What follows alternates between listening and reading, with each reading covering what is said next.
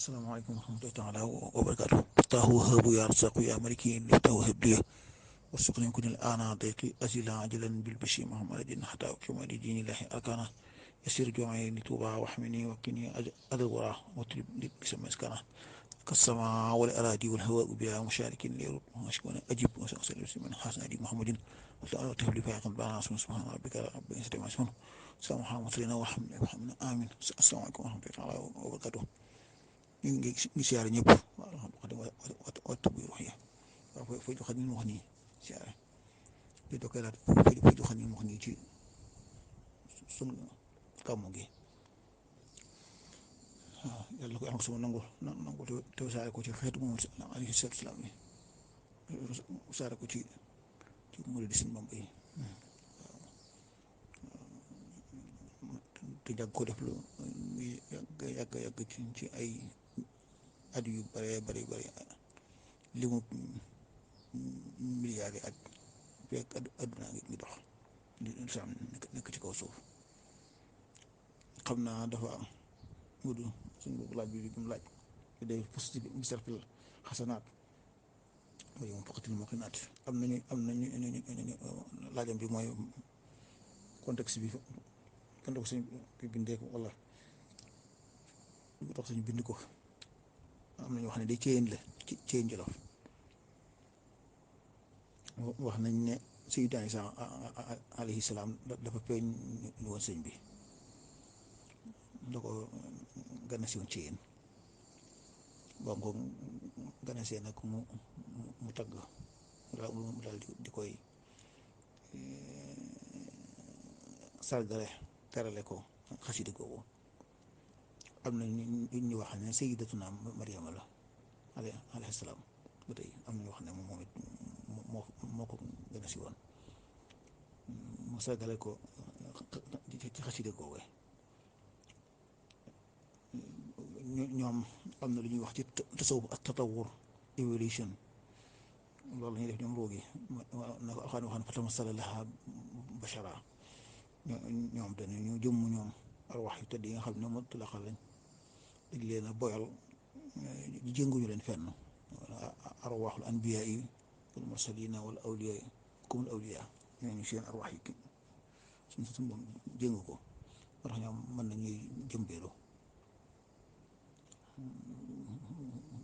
bu ngeen déggee ci xisab suñu mor si sa njaaxo ba suñ bi nettali seen biir ba ñëwee ba jóge àjjana di jëmbeelu ba tiim jumaay njëriñ bi naan am ko naan fii de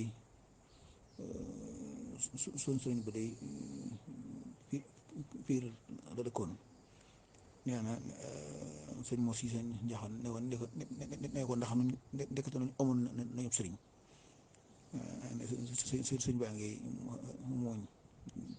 ba mu koy nettali nga xam ne tamasulaat yooyu kon ci la gaa yooyu di